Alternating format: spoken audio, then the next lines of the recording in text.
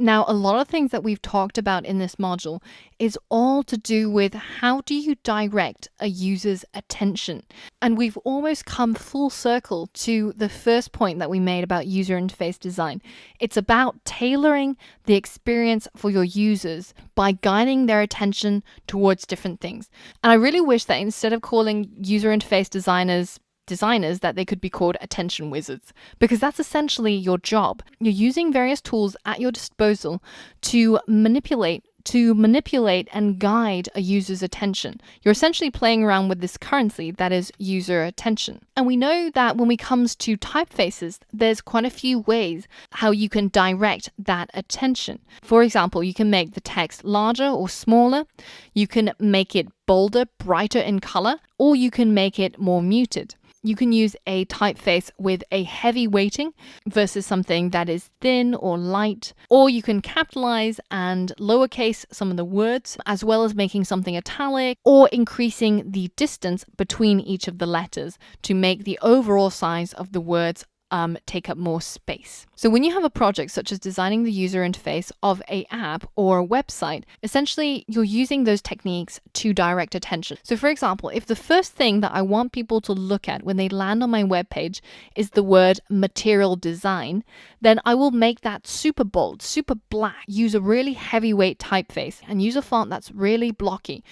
All the ways in which that I can make sure that the first thing that their eyes will be drawn to is the words material design.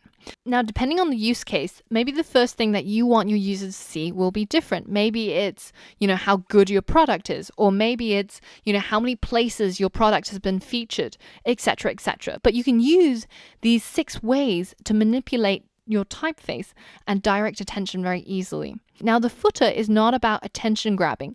When you look at Airbnb and it says, made with love in San Francisco, or something like here, make something you love, these are meant to be subtle whispers, like when you're watching a movie and you pick up on a subtle hint. And similarly, you can use these techniques to reduce the amount of attention they command, to weave in subtlety and delight. And this is a really good example to look at. Sometimes, these techniques can be used unintuitively.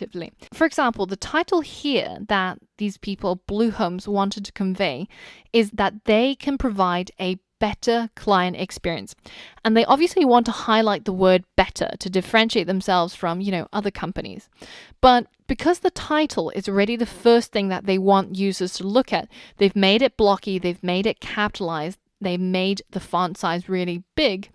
If they made that word even bolder, even heavier, even blacker, it still wouldn't stand out all that much.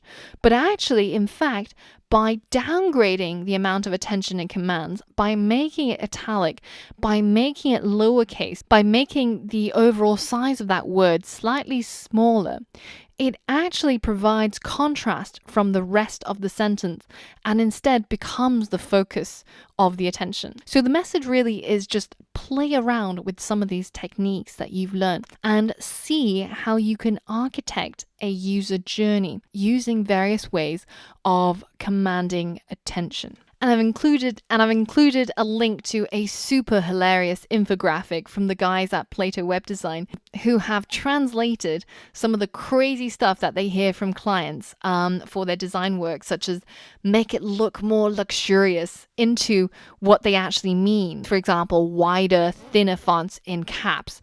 And I think it's really funny how they've managed to capture some of these common things you hear from clients into actual things that you can do with your designs in terms of commanding attention and in terms of some of the things that we've mentioned and in terms of some of the techniques that we've mentioned. So have a look at that for a good laugh, as well as an understanding into how difficult a job designers and developers have in translating something that is locked within a client's head into real life and into their hands.